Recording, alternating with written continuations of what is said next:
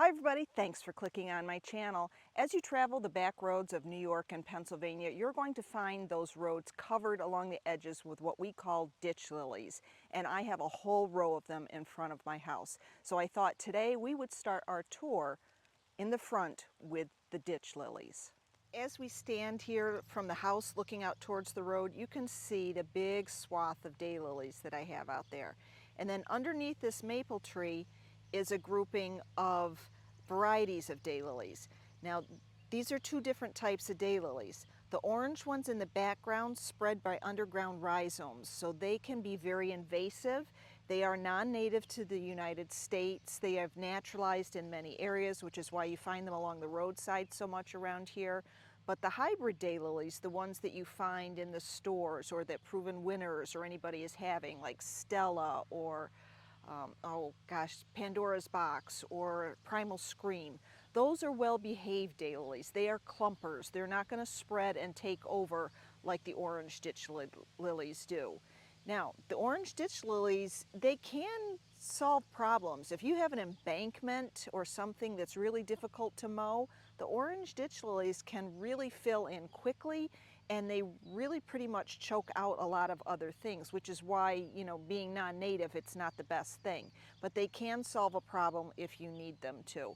We planted them across the front because we didn't want to have to mow underneath the crab apples. And then in early spring, this is where I have 1,000 daffodils coming up. So this is a very low maintenance area for us. But anyway, we're going to talk a little bit about daylilies because daylily season is starting. And I'm also going to go over some of the things that are blooming right now. So we do have another daylily, and I'm going to jump around in this video. So this one is going to be edited because you don't need to see me walking from place to place. So I'm going to edit right now, and we're going to go look at a really nice early blooming daylily. This little daylily is called Fooled Me, and it's a happy little thing. Just such a cheerful looking early blooming daylily.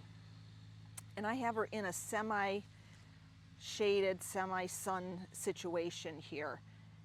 But she's doing really well, and it always puts a smile on my face to see here. So let's go look at a couple other daylilies right now. As we enter the back pond, you can see all the Stellas are starting to bloom right now. And this is encircling a little water feature that we have there. You can see the big round leaves are water lilies. But this is Stella. This is the basic run-of-the-mill plant that all the landscapers use. It's supposed to be a reblooming daylily. I don't get it to rebloom because I don't think our season is long enough for it here. But it does a really nice job. The foliage is really nice this time of year, and it keeps the dogs out of the pond there, so I don't have to worry about them falling in. But it's just a nice little texture in this area around the pond.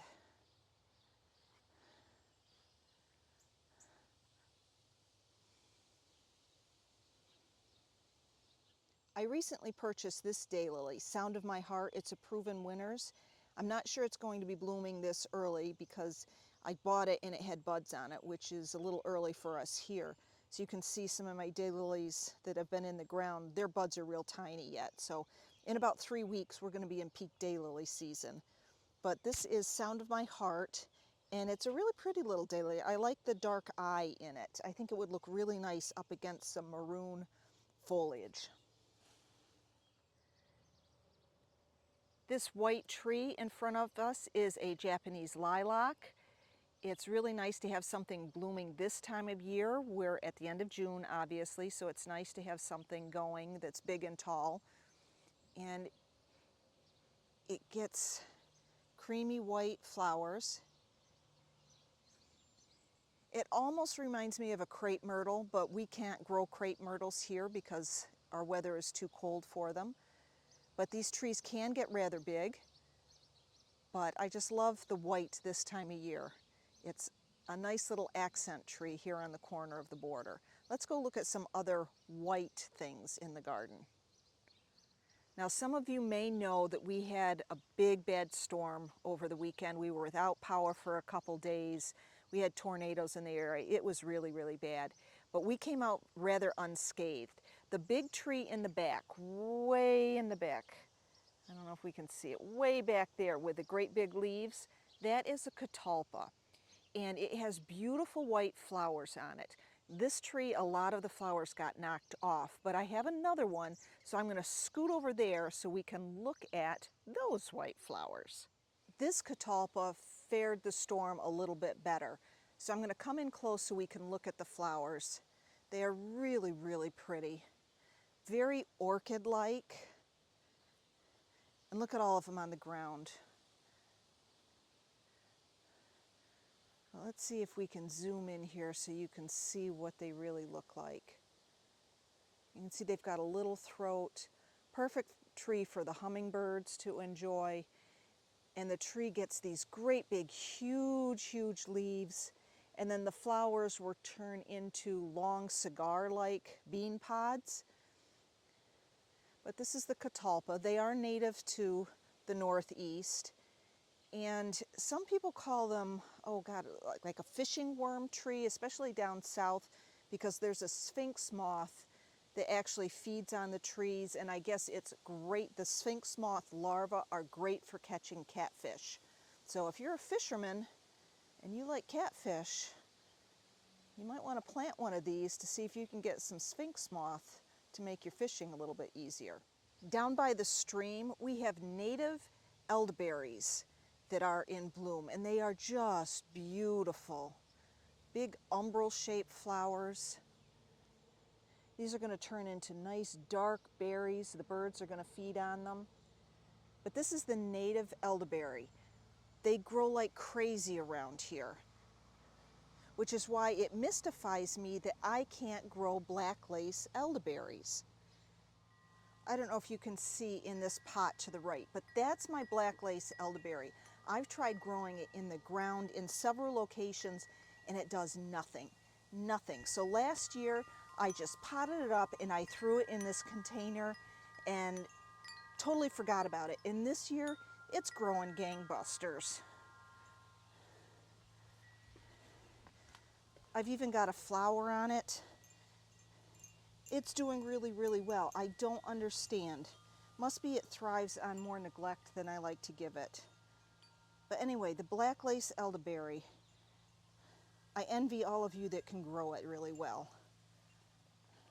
Anybody out there growing wee white hydrangeas? That's what this hedge is on the inside of my boxwood hedge. And they are the perfect size. They are exactly what I want, except the flower color comes out tannish color.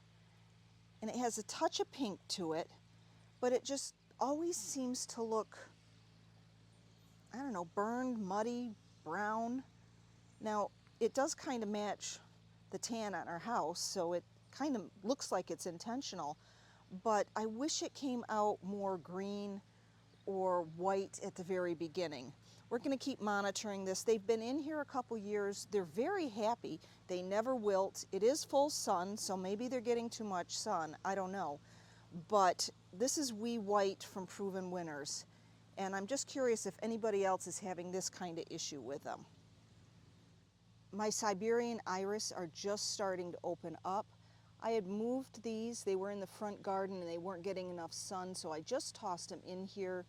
So I'm really not expecting many blooms from them this year, but it was a nice surprise to see this one.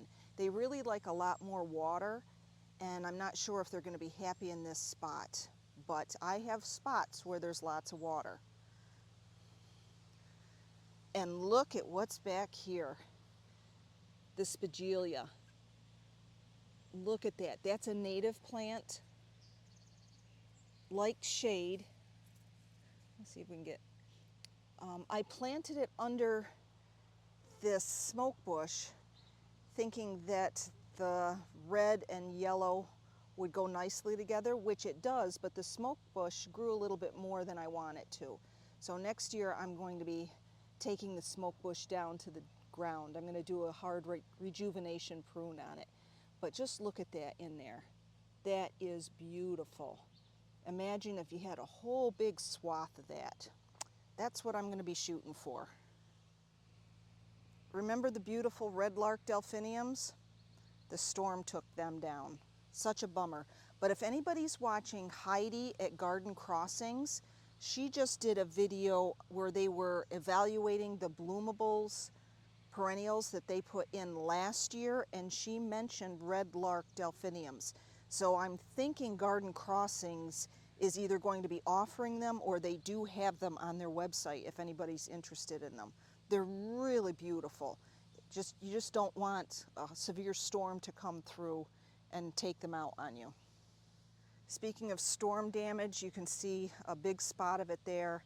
I need to get out here and do a lot of trimming back, and I'm going to go in here and kind of Chelsea chop things that I normally wouldn't be chopping this time of year, and we're just going to see what happens. We may be surprised. And the daisies are just starting to open. Probably by tomorrow I'll have some nice daisies here.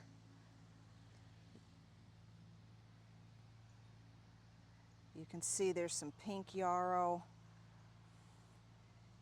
and that's some phlox from Proven Winners. I'll put the name on the screen. That was looking really good this morning, but we just had a rain shower, so I think it'll perk back up. Here's another iris. This one's definitely a dark, dark purple, but the leaves just kind of stay this pale yellow. I've tried adding fertilizer. They just don't seem to green up, so I'm thinking they need more water, and I'm going to be putting them down. We have a real swampy, wet area that I think I can tuck them into, and they are going to be much happier there. You can see the Scotch Thistle. The storm took down almost all of my Scotch Thistle, so I had to get in here and stake them up. And basically what I did, I took a piece of rebar, shoved it in the ground, and then I just tied it up. So they're standing again. That's a really prickly job to do, but worth it. The Cranby cordifolia is just about done. The bottom is done blooming. This top has a little bit of blooms on it. Probably in another week I'll be taking that down, doing some deadheading on that. And please excuse the neighbors. Gotta mow when you can mow.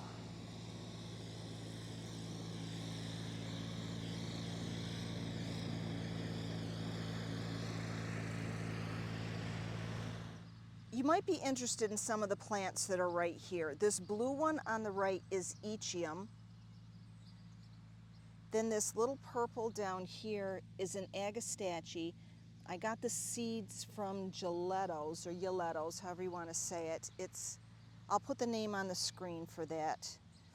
And then this back here is Clary Sage, Salvia turkiscantia. Again, I'll put it on the screen for you.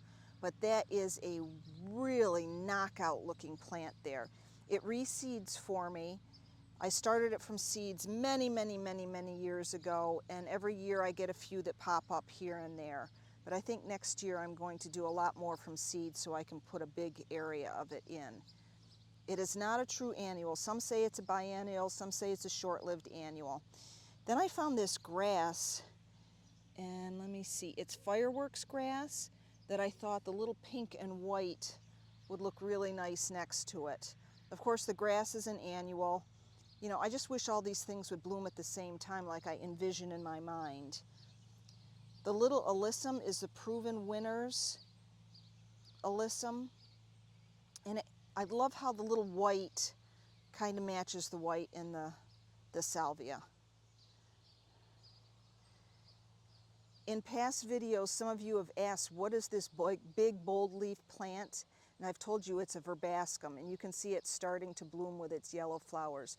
The birds love the seeds on this, but you do not want to let it go to seed because it will be everywhere, everywhere.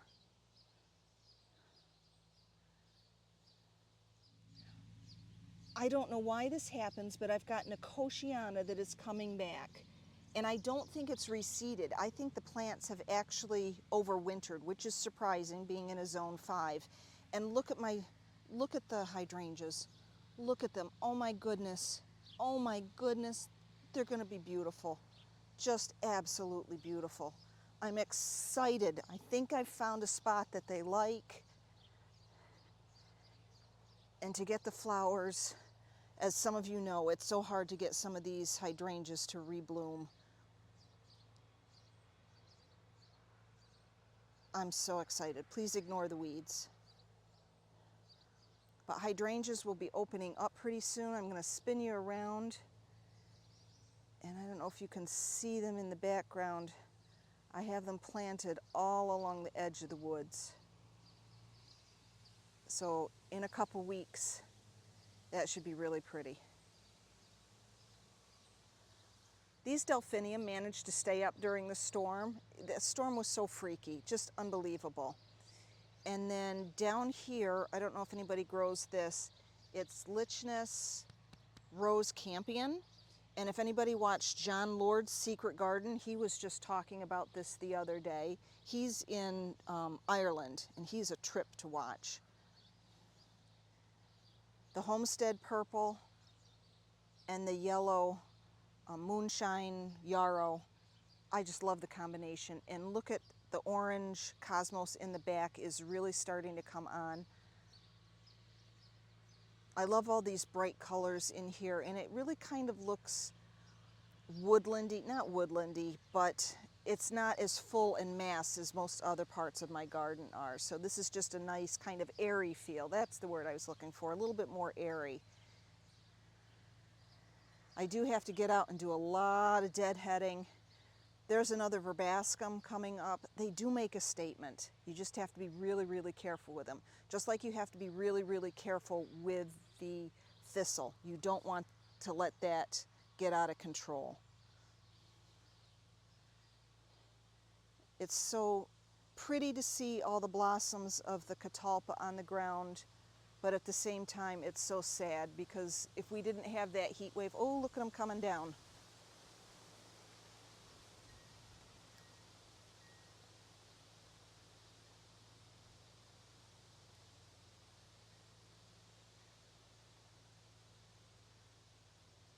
If we didn't have that heat wave, we'd probably get a good week longer out of these flowers, but I think that heat wave just wiped everybody out. It does look kind of pretty mixed in with the impatiens and the hosta.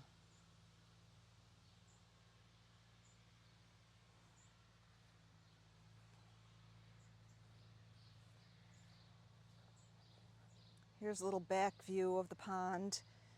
And if you've been following along, you know I took down these shrubs and I came back and I planted in some cosmos.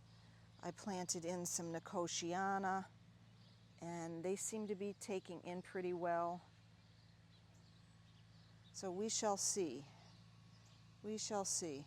The roses are hanging on just a little bit longer for them.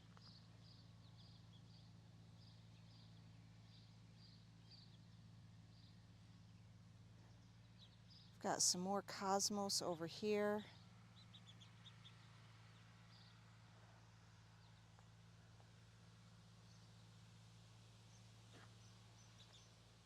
Nice little container I put together. Let me see, what else can we look at?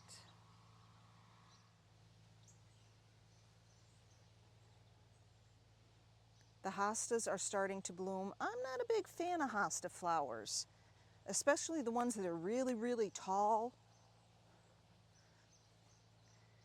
And see, I still have things to plant. I want to put a whole bunch of coleus in here. Oh, I know, there's one other thing. More storm damage. It took down the beautiful delphiniums that were here, so I'm going to take those right down to the ground.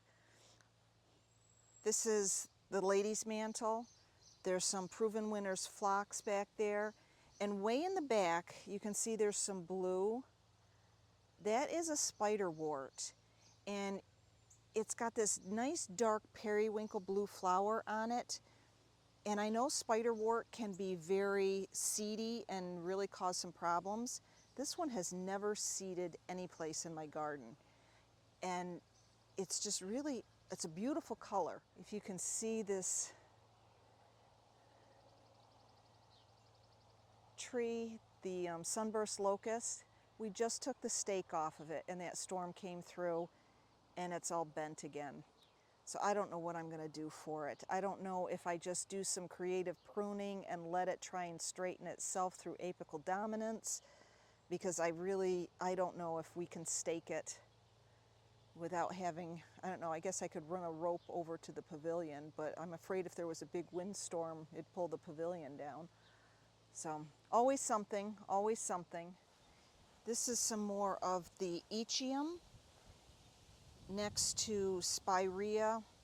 This is a proven winner's one. And in the spring, this comes up with bright orange leaves. It's really beautiful. I'll put the name on the screen. But we've got to get out here and weed. It's just so hard between the rain and the heat. When is it going to stop?